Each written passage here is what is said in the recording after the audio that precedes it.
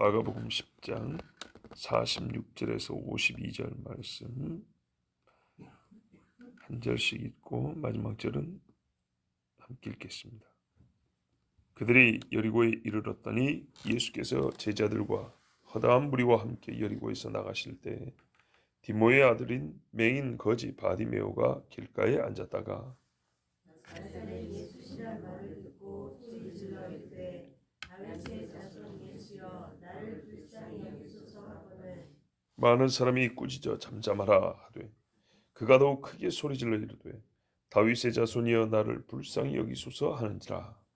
예수께서 머물러 서서 그를 부르라 하시니 그들이 그 맹인을 부르며 이르되 안심하고 일어나라 그가 너를 부르신다 하매 맹인이 겉옷을 내버리고 뛰어 일어나 예수께 나아오거늘 예수께서 말씀하여 이르시되 내게 무엇을 하여 주기를 원하느냐 맹인이 이르되 선생님이여 보기를 원하나이다. 예수께서 이르시되 가라 내 믿음이 너를 구원하였느니라 하시니 그가 곧 보게 되어 예수를 길에서 따르니라. 아멘.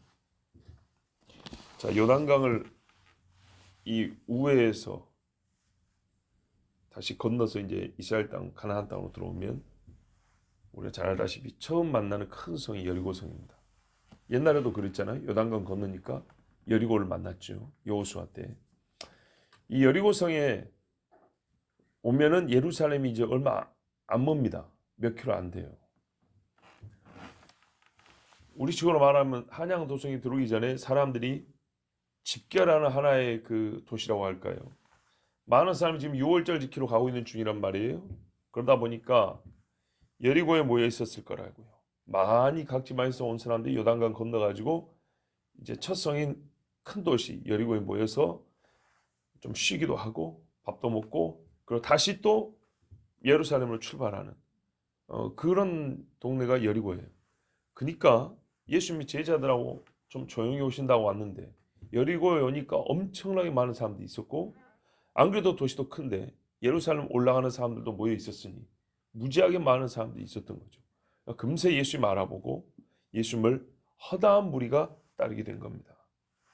자, 46절에 이 변화를 보셔야 됩니다. 저희가 여리고에 이르렀는데 이 여리고에 들어왔다 나갈 때가 되니까 허다한 무리가 제자들과 함께 예수님을 따라 같이 나가는 거예요. 어차피 예루살렘 가는 길인데 예수님 가시는 게 같이 가자 하고 이제 막 흥분해가지고 막 올라가는 거죠. 얼마나 시끄럽겠어요. 얼마나 뭐 기분이 요즘 말로 업돼 있겠어요. 그런데 갑자기 저 길가에서 어떤 거지가 한둘이었겠습니까마는 이 사람 많을 때 소위 거지들도 대목이죠, 대목. 그런데 왜 이렇게 갑자기 사람들이 막 모여서 시끄러운가 했더니 들어보니까 나사렛 예수라는 이름이 자꾸 들리는 거예요. 그 중에 한 거지가 바디메오라는 소경인데 예나 지금이나 소경들은 자기 힘으로 벌어먹고 살기 힘들잖아요. 그래서 예전에도 보면은 이 소경 중에 구걸하는 사람들이 꽤 많았어요. 자, 바디메오가 나사렛 예수란 말을 듣고 소리를 질렀습니다. 돈 달라고 지른 게 아니고 고쳐달라는 거죠. 그런데 일단 이 많은 사람들 틈바구니에서 자기 목소리가 들려야 예수님이 자기를 고쳐줄 거 아닙니까? 그래서 크게 소리를 질렀어요. 근데 뭐라고 질렀냐? 예수야! 도 아니고 나사렛 예수야! 도 아니고 다윗의 자손 예수야! 이렇게 불렀어요.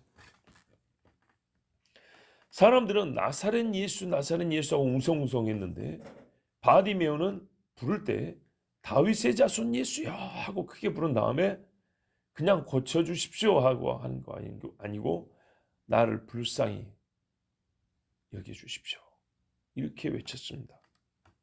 자, 다윗의 자손이란 말은 유대인들에게 메시아를 말하는 겁니다. 그 마리아를 가리킬 때 제가 알기로 누가복음에 보면 다윗의 자손 중에 마리아라는 이 여성이 있었다 이렇게 말을 합니다. 그러니까 족보를 말할 때 다윗의 자손이라는 말을 쓰지만 이 유다 사람들 중에 다윗의 후손인 사람이 얼마나 많겠어요. 특정하여 다윗의 자손 할 때는 메시아를 말하는 겁니다. 그러니까 이 다윗의 자손이라는 칭호가 실제로 예수님의 초기부터 사역 초기부터 메시아를 가리키는 칭호로 쓰였던 겁니다.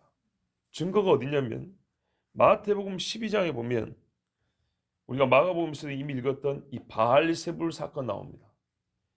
예수님이 귀신을 쫓아내고 병든 자를 고치고 하니까 바리새인들이 저 귀신의 왕이 들어가지고 쇼하는 거라고 이렇게 말했다고 했죠. 근데 그 직전에 무슨 일이냐면 여기도 나면서부터 소경된 자의 눈을 뜨게 합니다. 나면서부터 소경된 자의 눈을 뜨게 하니까 이 바리새인들이 시기를 해서 불러다가 너 진짜로 소경이었냐? 그렇게 물어봅니다. 그 부모한테도 물어보고 언제부터 소경이었냐 하면서 막 따집니다. 그랬더니 이 사람이 신경질을 하죠.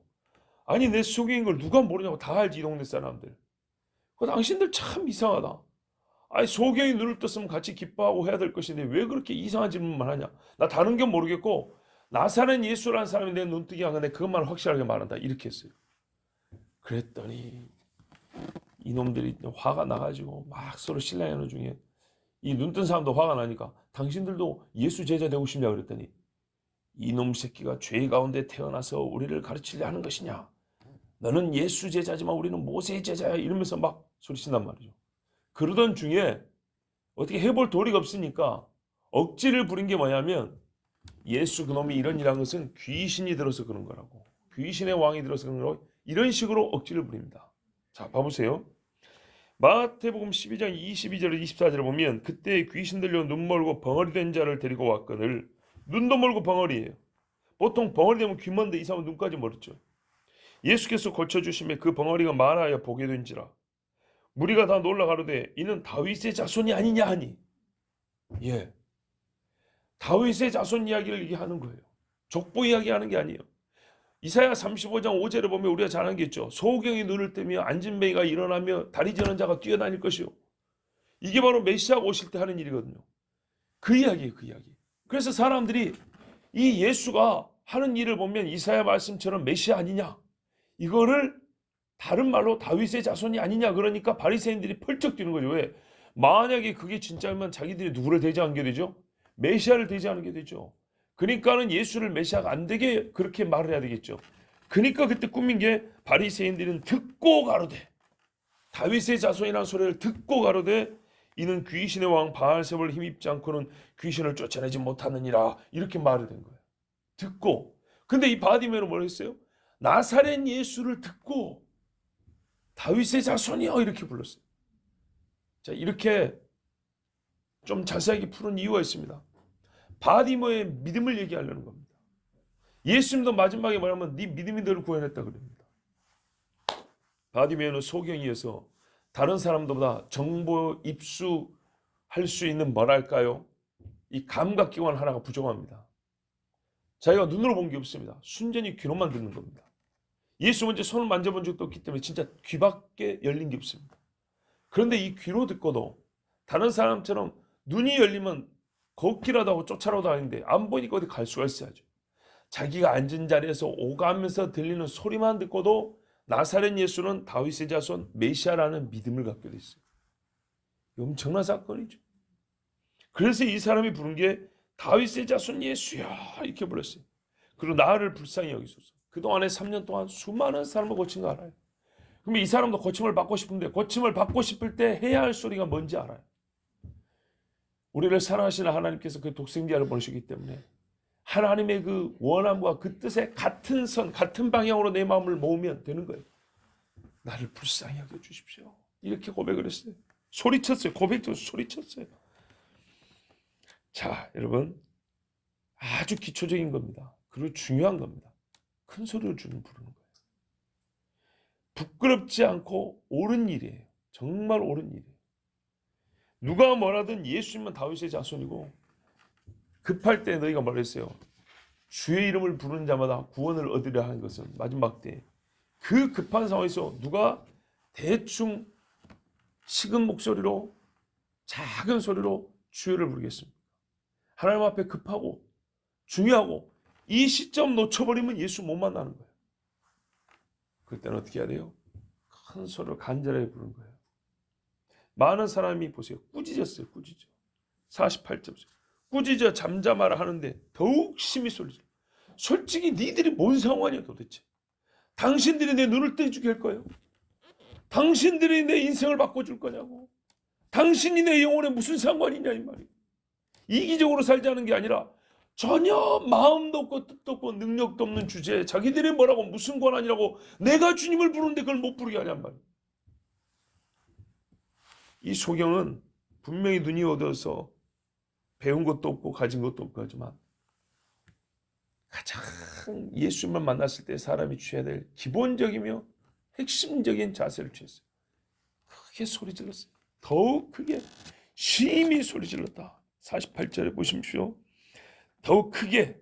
근데 이 크게를 옛날 번역은 심히 소리 질렀다 했어요. 그러니까는 말도 계속 한 거예요. 나사렛 예수야 하고 크게 한번 부른 게 아니고 대답할 때까지 그냥 계속 불러댄 거예요. 그래서 의문이 하나 있어요. 이 사람들은 진짜 뭔데 자기들이 이 사람을 꾸짖은 거죠? 이 무리들은 말이죠. 예수님 제자도 아니고 이 동네에서 오랜만에 예수님 만나서 막 흥분해서 따라하는 주제에 자기들이 못하고 자기들은 시끄럽게 따라가면서 여기서 못 따라가니까 앉아서 부르는 사람을 왜 꾸짖지요? 근데 이 말씀을 보면서 성경을 한번 돌이켜보니까 예수님한테 꾸짖음을 당하는 경우는 보통 믿음이 없어서인데 예수님 외의 사람들이 자기들끼리 꾸짖는다는 얘기가 종종 나와요. 그죠? 근데 그게 언제 나오냐면 잘 보세요. 예수님 사역 초기에 나오지 않고 말기에 나와요. 예수님 사역이 거의 끝나갈 무렵에 예수님 주변에 있던 사람들이 자기들끼리 그룹이 나눠져 가지고 서로 꾸짖고 나무라고 하는 이야기가 나와요. 예를 들면 어린아이를 데리고 온 것을 꾸짖는 것도 제자들이 예수님의 사역 후반기 때 하는 겁니다. 지금 이것도 마찬가지입니다. 그 전에도 보세요. 지붕을 뚫고 중풍병자 내린 사람, 수로보니게 여인도 있었고 그 외에 또 예수님 앞에 막 고쳐달라고 소리 지르는 사람들도 있었고 와서 엎드린 사람도 있었고 얼마나 많았어요. 그런데 그럴 때 제자들이 뭐 꾸짖었다는 둥 아니면 함께 있던 무리들이 시끄럽다고 조용하라고 막 했다는 둥 이런 얘기 거의 없거든요. 근데 최근 들어 말 그대로 예수님 사역이 끝날 때쯤 되니까 이런 말이 눈에 띕니다. 그 말은 예수님 주변 사람들의 심경에 변화가 생겼다는 말입니다. 이게 참 모순적인 것이면서도 우리 인간이 얼마나 못돼 먹었는지를 알 수 있는데요. 대개 예수님 편에 자기들이 가깝다고 생각하는 사람들이 멀리 있다고 생각하는 꾸짖습니다. 근데 멀리 있는 사람이 예수님을 버리고 가서가 아니라 가까이 오겠다는데 못 오게 하는 거예요. 자리 잡았다 이거죠. 내가 자리 잡은 이 자리를 누가 들어올까 봐 뭐라고 막 하는 거예요. 새치게 한 것도 아닌데 말이에요. 많은 사람이 꾸짖었다는 말은요. 그중에 어떤 성질 나쁜 한두 명 얘기한 게 아니고 보편적 감정이었다는 거예요. 제자들 중에도 성질 괴팍한 어떤 한 제자가 유독 사람들 뭐 꾸짖고 막 가까이 오지 마라 그런 게 아니고 제자들이 보통 다 그랬다는 얘기니까 보편적 감정이에요. 왜 예수님 옆에 오래 있었는데 예수님 옆에 몰려드는 그 많은 군중인데 보편적으로 먼저 있는 사람이 나중에 오겠다는 사람들을 꾸짖는 일이 발생했을까요? 어렵지 않습니다. 우리 시대도 보세요. 가끔 연예인이나 정치인이나 유명한 사람이 있고 따르는 무리가 많아요. 나하고 개인적으로 아무 관계도 없어요. 근데 내가 먼저 그 사람 옆에 자리를 잡았어요. 그를 조금 더 오래 따랐어요. 그러면 어떻게 되죠? 괜히 위세 부른다 그러죠. 그런 거 있죠. 나는 처음에 가입한 사람이고 이제 막 가까이 간 사람이에요. 그러면은 저 사람이 실제적으로 권한이 아무것도 없는데도 당신 뭐 이제 온 사람이요? 저기 있어 저기 서서 이렇게 하면 그 사람 아무 권한이 없는데도 내가 느꼈기 때문에 그래요? 여기 쭈삣쭈삣 있는 그런 경우들이 간혹 있죠. 그러면 그 반대편에서 그렇게 시킨 사람은 어떤 생각을 갖고 그럴까요? 아주 순수하게 이 귀한 분을 내가 남에게서 보호해야 되겠다. 불량한 사람이 있을 수 있잖아요. 칼 들고 와서 찌를 수도 있고 보호했다 그런가요? 그런 거 아니거든요. 괜히 가까이 있으면 자기도 그 비슷해진 것 같은 느낌이 들어요, 사람이. 바로 이거거든요. 예수님이 아닌데 예수님 비슷해진 것처럼, 예수님 영향권 안에 있어서 내가 그의 뭔가를 좀 힘입은 것처럼 느껴지면 사람이 오히려 그걸 갖고 예수님을 바라보고 닮은 게 아니라 그것을 사람들 향해서 교만한 마음을 써먹는 데 쓴다. 교만함을 이렇게 드러내는데. 경건을 가장한 교만이죠. 꾸짖었다.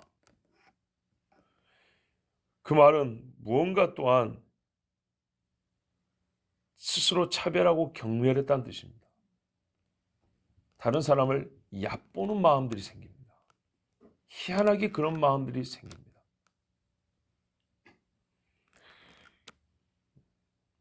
이건 전혀 주님의 마음이 아니죠.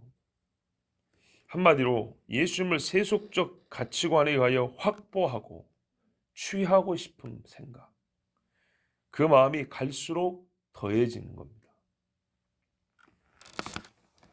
예수님께 귀한 걸 듣고 경험하면서도 이 마음을 못 벗어던졌어요. 그래서 이것이 절대적인 이유는 아니지만 부수적으로 이래서 예수님이 이들을 떠나셔야만 했던 겁니다. 떠날 때가 된 거예요. 이제. 떠나심으로써 진짜 메시아여 주님으로서 예수를 따르는 사람, 이 사람들은 진짜 메시아로 예수님을 따르는 게 아니거든요. 오히려 저 바디메오가 진짜 메시아로서 예수님을 따르잖아요.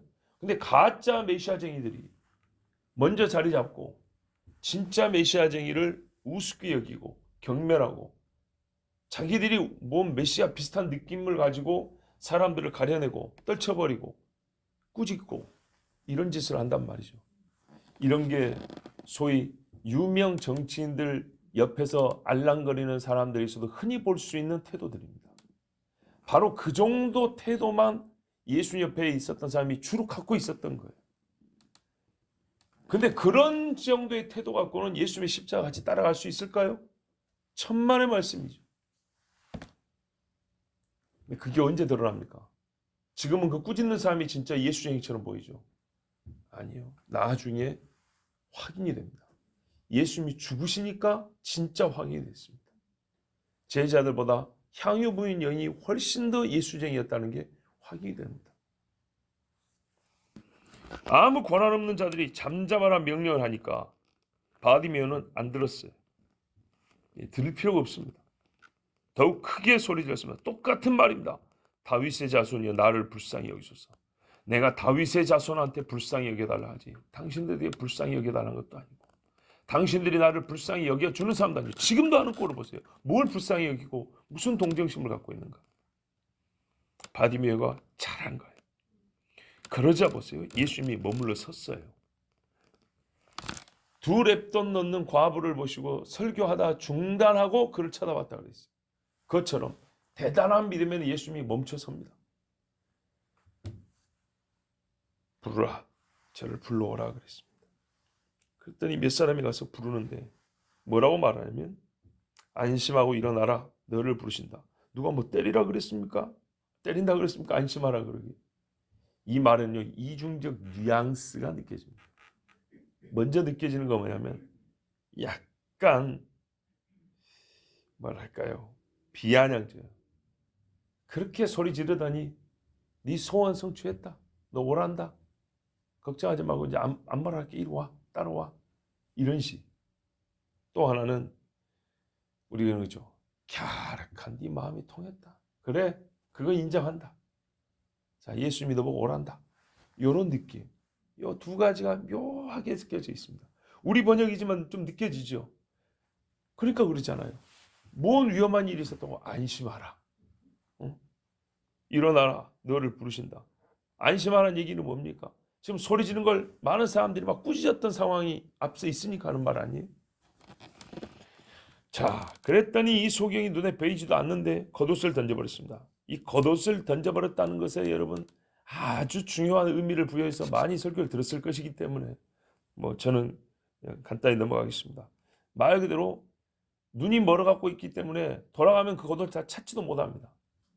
그냥 다 버리고 제일 중요한 전 재산 같은 걸 버리고 주님 앞에 주님이 부르니까 뛰어나간 겁니다.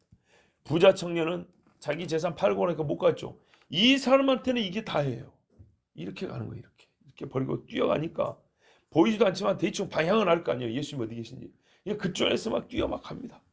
오히려 옆에 다른 사람들이 걱정할 정도로 이래가지고 이제 뛰어 예수님 근처까지 딱 오니까 예수님이 그에게 물어보죠. 네가 뭘 원하느냐 그랬습니다. 자, 여러분, 우리가 누구를 찾고 있죠? 예수님 찾죠.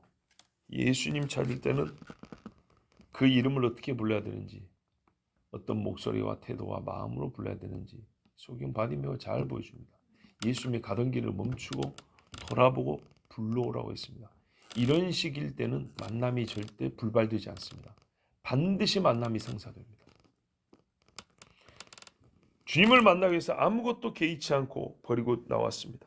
옛적에 86년도인가 아마 여러분 많이 들어볼 주찬양 선교단이었어요. 옛날에 최덕신 씨가 설립했다고 해야 되나요? 근데 그 주찬양 선교단 1집에 참 소경이 누구인가 이런 찬양이 있어요. 눈이 못 보이는 사람이 참 소경인가? 아니다 이 말이죠. 말씀 듣고도 예수님을 알아보지 못하고 깨닫지 못하는 사람이 참 소경이지. 그래서 그 아주 약간 경쾌한 리듬과는 이렇게 좀 참 찌르는 듯한 메시지에 담긴 그런 복음성가 있어요. 참 유명했죠. 진짜 참 소경이 누구냐? 예수님이 우리에게 말씀해 주십니다. 이때도 이것이군요. 여기가 맞아요. 그 남에서부터 소경된 사람 이야기는 이 경우예요. 이 경우. 요한복음 9장에 보면 나오는데 아까 마태복음은 눈 멀고 귀 먹고 귀신 든 사람이고 남에서부터 소경된 사람이 그 뭡니까 이제 눈을 뜨게 해줬어요. 예수님. 그랬더니 이 사람을 데리고 막 바리새인들이 신문을 막 했다 이 말이죠. 그러니까 예수님이 다시 그 사람을 만나가지고 네가 인자를 믿느냐? 그러니까 주여 그가 누굽니까? 내가 알기만 하면 믿고 싶습니다 했더니 네 앞에 서 있는 나 너와 말하는 아니라. 그랬더니 이 사람이 주여 내가 믿나이다 하고 예수님 앞에 절을 합니다. 그러자 예수님이 아주 중요한 계시의 말씀을 주시는데 내가 심판하러 이 세상에 왔습니다. 요한복음 3장 10절은 세상을 심판하려 함이 아니요 세상을 예수 믿고 구원받게 하려 함이라고 왔다 그랬죠. 이 두 가지가 같이 있는 겁니다. 누가 심판을 받냐? 보지 못하는 자들은 보게 하고 보는 자들은 소경되게 하려 함이라 그랬어요. 이 말을 듣고 옆에 있던 바리새인들이 얼마나 지혜로운지 금세 깨닫습니다. 깨닫고 불평을 합니다. 우리도 소경인가? 자기들 눈 떠갖고 있잖아요. 그런데 우리도 소경인가 하니까 이게 육의 눈만 얘기한 게 아니라 영의 눈도 함께 얘기한다는 것을 금세 알아먹고 자기들 눈 뜨고 있는데 우리가 소경인가? 이렇게 얘기를 했어요. 그래서 예수님이 대답을 해줍니다. 맞다고. 너희가 소경되었다면 죄가 없었겠는데 본다고 하니까 너희 죄가 그대로 있느니라. 그저 있느니라. 그래서 바리새인들이 거기서 죄인이라고 정죄를 받습니다. 눈먼 자는 예수를 믿고 눈을 떴는데 눈 떴다고 하는 자들은 예수님을 부인하고 소경이 되었고 아예 소경이 된 채로 그들의 생을 마감했습니다. 참 소경은 육신의 눈은 떴으나 주님을 다윗의 자손으로 알지 못하는 사람들입니다. 유다 사람들 중에 대부분이 그랬습니다. 예수님이 이 소경 바디메에게 물어봅니다. 네가 무엇을 하여 주기를 너에게 무엇을 하여 주기를 원하느냐? 소경이 가로되 참 중요하죠. 소경이 가로되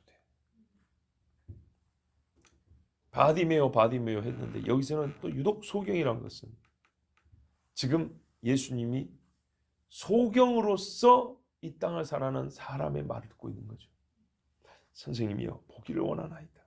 이 번역은 문제가 있습니다. 옛날 번역은 주여 내가 보기를 원하나이다 이렇게 돼 있어요. 같은 분을 같은 믿음이 있지만 친밀하여 선생님이라 부를 때도 있고 주님이라 부를 수 있지만 여기서는 주여가 맞는 게 왜냐하면 이 사람이 예수님 처음 만나는데 다윗의 자손이여 이렇게 불렀습니다. 다윗의 자손이여 불렀기 때문에 주여라고 하는 게 훨씬 더 맞는 겁니다. 주여, 내가 복귀를 원합니다. 왜 예수님이 이 질문을 안 해도 아는데 그렇게 소리를 빠락빠락 지르는데 뭘 또 물어볼 게 있을까요? 주변 사람들 때문입니다. 이 사람들이 이 소경을 막아서고 꾸짖었지 않습니까? 이 일련의 과정을 차근차근 볼 때 마음의 양심이 찔림이 있는 겁니다. 부름과 선택은 우리 마음에 달려 있습니다. 예수님을 부를 거냐, 안 부를 거냐, 그냥 지나가시다고 내비두고 시간 보내버릴 거냐, 이건 우리에게 하나님이 네가 알아서 하라 한 겁니다. 그런데요, 응답과 치유는 주님의 주권에 있습니다. 놀라운 거는 우리가 주님을 부르고 내가 주님을 따르기로 마음 먹는 거하고 주님이 응답해 주시고 치유하는 일이 항상 우리가 은혜의 사건이라고 부르는 그 사건들은 이 둘이 항상 함께 있다는 겁니다. 예수께서 이르시되 가라, 내 믿음이 너를 구원하였느니라.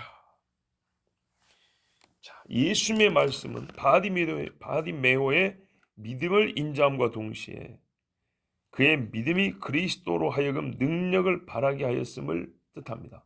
그 안에 믿음이 있어요. 그리고 예수님의 능력의 역사는 믿음으로 말미암아 일어나게 된다는 것을 함께 보여줍니다. 그래서 믿음의 기도는 역사하는 힘이 많으리라 말씀했습니다. 자, 이렇게 되니 바디메오를 꾸짖었던 사람들은 어떻게 됐습니까? 부끄러워지게 됐죠. 자기들은 믿음이 없었던 사람들이에요. 다윗의 자손으로서 예수를 만난 게 아니에요. 바디메오는 소경의 그 모욕감, 부정하다 여기는 그런 말을 듣고 사는 사람이 아니라 오히려 이 중에 가장 명예로운 이름이 되었어요. 믿음이 이렇게 우리를 명예롭게 합니다. 즉시 눈을 떴습니다. 그리고 바디메오는 보게 된 눈으로 누구를 바라봤냐? 예수님을 바라보고 예수님이 계신 곳에 시선을 두고 마음을 두고 발걸음을 옮겼습니다. 같이 따라가지만 바디메오가 예수님 따라간 거하고 옆에서 바디메오를 꾸짖었던 사람들이 예수 따라간 거 같을까요? 다를까요? 완전히 다르죠. 바디메오는 뜨여진 눈이 할 일을 하였습니다. 왜 소경이라고 했습니까? 눈을 가지고도 보는 일에 대하여 바른 행위를 하지 않았기 때문에 소경이라고 합니다. 눈을 가졌으면 볼 것을 보고 따라야 할 자를 따르고 이게 눈 가진 사람입니다. 우리 눈은 주님을 보는 데 쓰여져야 합니다. 육의 눈과 영의 눈은 결코 서로 다른 것을 바라보지 않습니다. 영의 눈이 열려서 바라보는 사람은 육의 눈도 항상 그쪽으로 향해 돼 있어요. 육의 눈이 보세요. 얼굴을 돌려보는 사람은 영의 눈도 돌아간 사람이에요. 1600년대 매튜엘리 목사님, 제가 얼굴은 직접 못 뵀지만 존경하는 목사님. 그 목사님이 이렇게 말씀했어요. 영적인 치유를 받기 위해서 그리스도께 나오는 것만으로는 충분하지 않다. 400년 전에 이 본문을 이렇게 설교를 했더라고요. 고침을 받고 나서 우리는 계속해서 그리스도를 따라야만 그리스도를 존귀하게 하고 그에게서 가르침을 받을 수 있다. 영적인 것을 볼 수 있는 시력을 가진 사람들은 그리스도 안에 있는 저 아름다움을 보기 때문에 결국 그리스도를 쫓아가게 된다. 훌륭하죠. 예, 진짜 영적인 믿음을 가진 사람은 육의 눈을 떠서 영과 육으로 다 그리스도 안에 있는 아름다운 하나님의 신비한 은혜와 진리를 보기 때문에 다른 데를 쫓아갈 수가 없다는 거예요. 예수님을 따라갈 수밖에 없다는 거예요. 그래서 옛적에 참 신앙인들이 목숨을 걸고 신앙생활을 했던 겁니다. 고향을 친척을 떠나고 배 한 척 타고 아니면 보따리짐 하나 들고 신앙의 자유를 찾아 그 먼 길을 떠났던 겁니다. 그들에게 있어서는 이것이 그리스도를 따른 것 같습니다. 아브라함이 본토 친척 아비집을 떠나 하나님께서 지시한 땅으로 간 것처럼 말입니다. 우리가 눈을 떴으면 우리 눈으로 주님을 바라보고 주님 계신 곳으로 나의 발걸음을 옮겨야겠습니다.